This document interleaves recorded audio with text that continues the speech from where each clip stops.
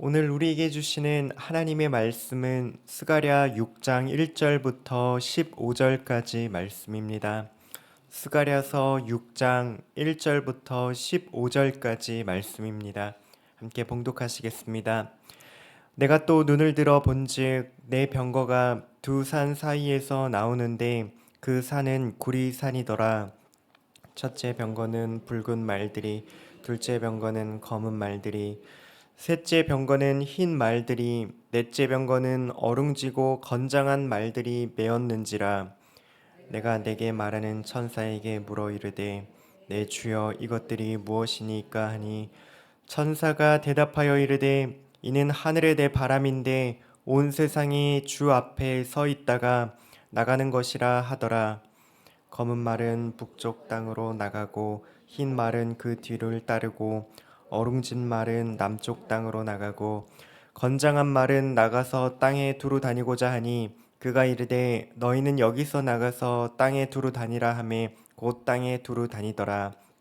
그가 내게 외쳐 이르 북쪽으로 간 자들이 북쪽에서 내 영을 쉬게 하였느니라 하더라. 여호와의 말씀이 내게 임하여 이르시되 사로잡힌 자 가운데 바벨론에서부터 돌아온 헬대와 도비야와 여다야가 스바냐의 아들 요시야의 집에 들어갔나니, 너는 이날에 그 집에 들어가서 그들에게서 받되 은과 금을 받아 면류관을 만들어 여호사닥의 아들 대제사장 여호수아의 머리에 씌우고 말하여 이르기를, 만군의 여호와께서 이같이 말씀하시되 보라, 싹이라 이름하는 사람이 자기 곳에서 돋아나서 여호와의 전을 건축하리라.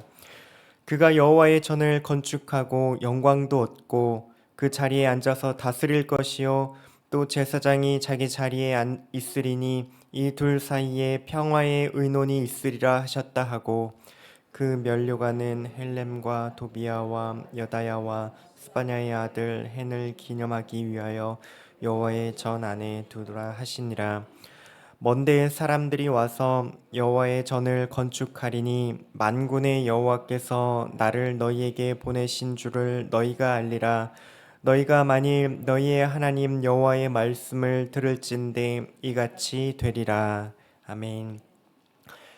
오늘 말씀은 우리를 향한 하나님의 열심이라는 제목으로 전하겠습니다. 오늘 말씀은 크게 두 부분으로 나누어서 볼 수 있습니다.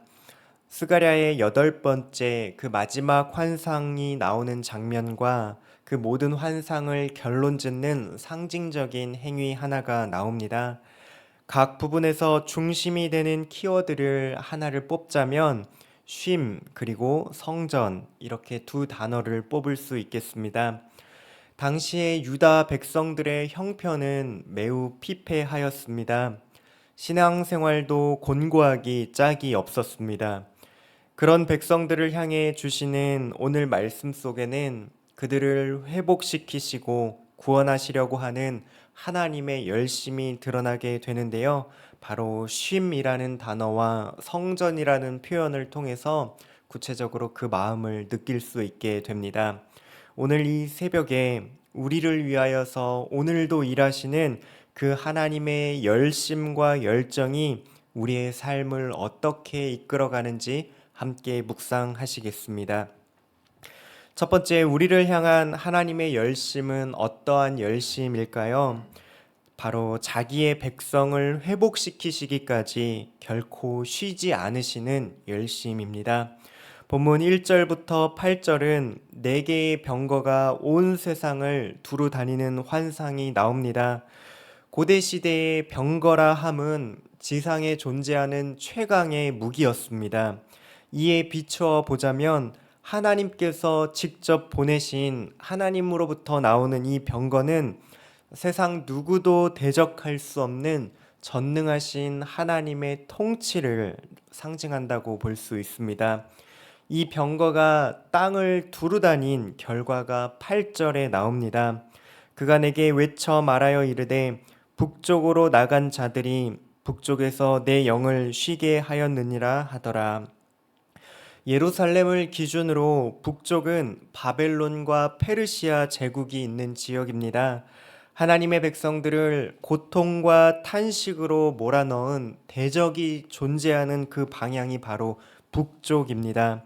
하나님은 이들을 심판하시고 나서 이들을 정복하시고 나셨을 때에 비로소 하나님이 쉬셨다, 안식하셨다라고 말씀하고 있습니다. 이 말을 바꾸어 말하자면은 하나님께서는 자기 백성들이 고통과 그 아픔의 멍에를 벗어버리고 참된 회복을 누리기까지 결코 하나님은 쉬지 않으신다라는 뜻입니다. 이것이 바로 오늘 말씀에서 이 환상이 우리에게 가르쳐주는 첫 번째 하나님의 열심이요 하나님의 마음입니다. 우리가 온전히 회복을 얻기까지 하나님이 쉬지 못하시는데요. 이 하나님의 마음은 무엇과 같을까요? 마치 아픈 자녀를 돌보는 우리 부모님들의 마음과 비슷하지 않을까 싶습니다. 자녀가 아픈데 두 발을 쭉 뻗고 잘 수 있는 부모는 없습니다. 시간마다 열이 나지는 않는가 체크하기도 하고 때마다 끼니도 챙기고 약도 먹입니다. 또 좋은 의사에게 진료를 받을 수 있도록 멀리 있더라도 그 먼 병원까지 어렵더라도 결코 어렵지 않게 데려다 주게 됩니다. 이처럼 부모는 자녀가 다 낫기까지 결코 쉬지 못합니다. 이런 우리를 향한 하나님의 마음이 이와 비슷합니다. 하나님은 죄의 영향력 아래에서 고통을 받고 있는 우리의 영혼을 볼 때 그분의 열심이 불타오르게 됩니다.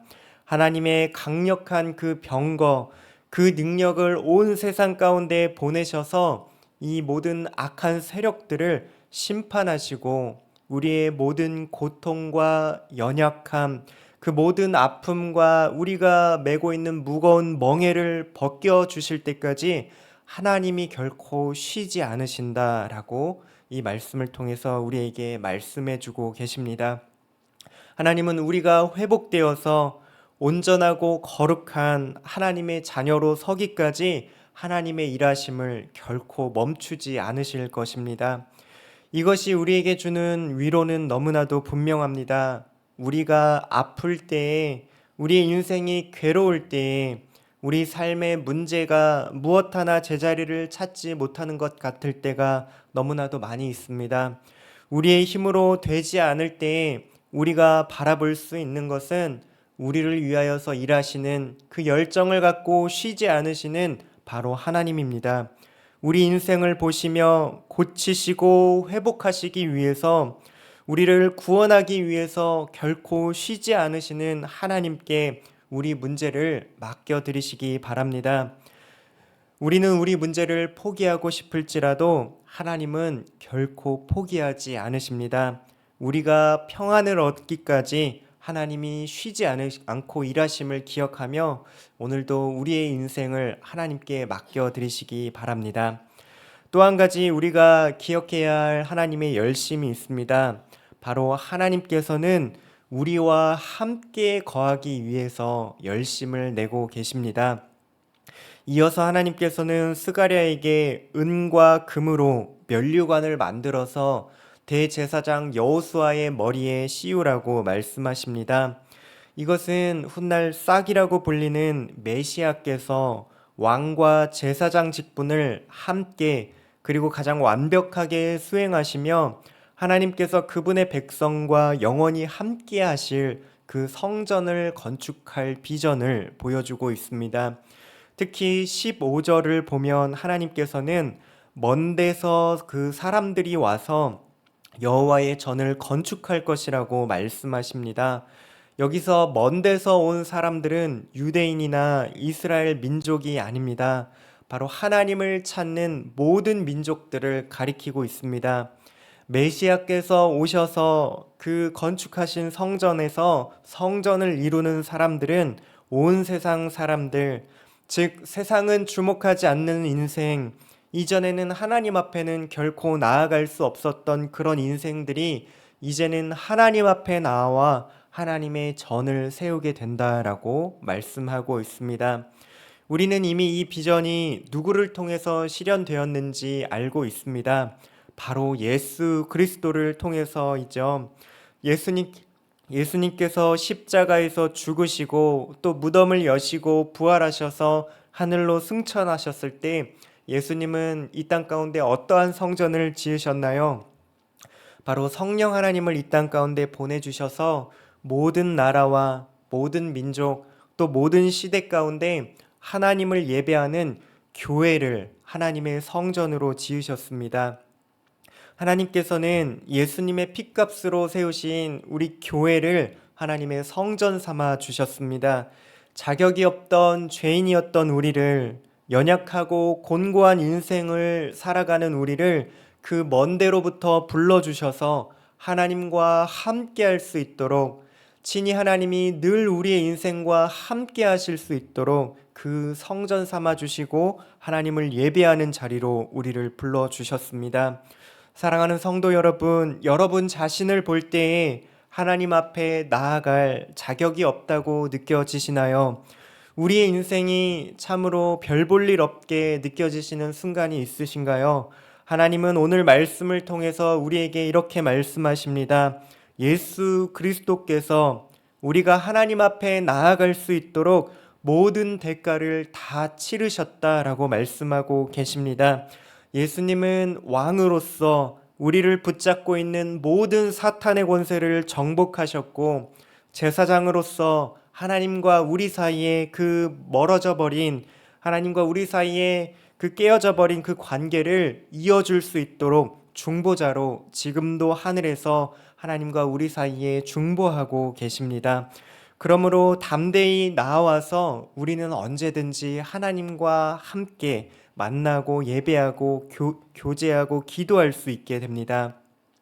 하나님이 우리를 그분의 성전으로 삼아 주셨고 늘 우리의 일상과 함께 거하시기를 원하신다는 그 열심이 바로 오늘 이 여호수아에게 왕관을 씌우는, 면류관을 씌우는 이 모습을 통해서 드러나게 됩니다. 여러분 자신을 볼 때 아무리 낮게 보이고 별 볼 일 없이 보일지라도 우리는 이렇게 선포하셔야 하겠습니다. 나는 하나님이 함께 하시는 존귀한 인생이다 라고 말이죠. 내가 칭찬받을 만한 무언가를 행해서가 아니라 예수님께서 먼 데로부터 우리를 하나님께로 불러주셨기 때문에, 예수님이 그 필요한 모든 대가를 다 치러주셨기 때문에 하나님이 우리와 함께 하십니다. 세상에서 가장 존귀하고 가장 위대하신 하나님이 우리 인생과 함께 하시기 때문에 비로소 우리가 존귀한 가치를 지니게 됩니다.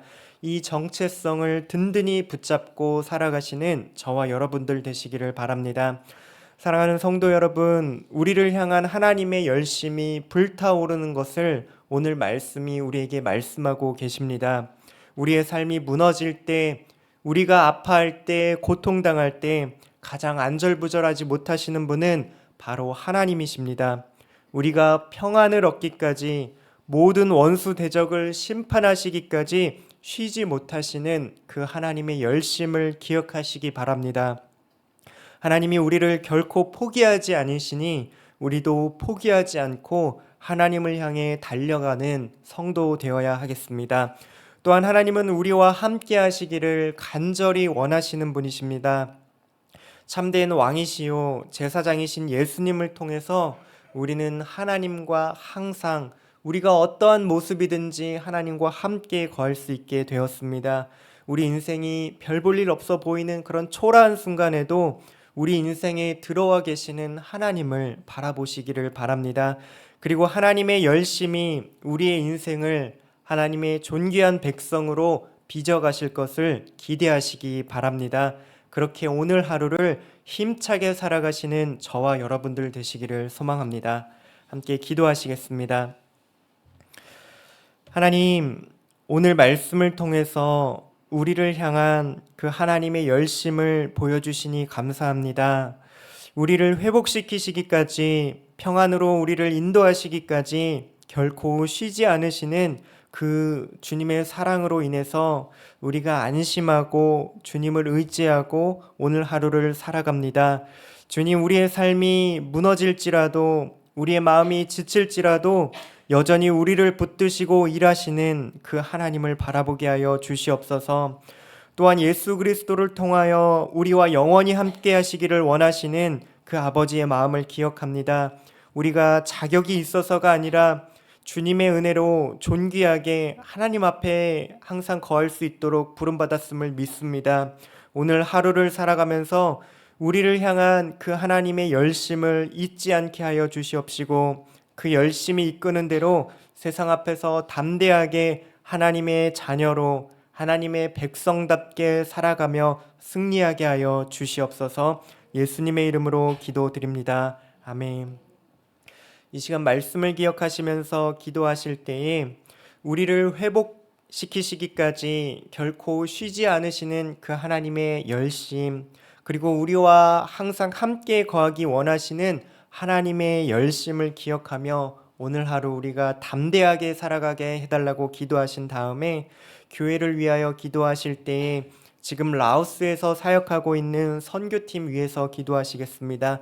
시설을 보수하고 또 여러 가지 활동을 하는 동안 하나님께서 안전을 지켜주시고, 또한 성경학교를 진행할 때에 만나는 모든 그 어린 영혼들 가운데 복음이 흘러 들어가게 하시고 함께 복음의 기쁨과 은혜로 충만하게 해달라고 함께 기도하신 다음에 각자 가지고 나오신 기도 제목 가지고 하나님 앞에 나아가시겠습니다. 기도하시겠습니다.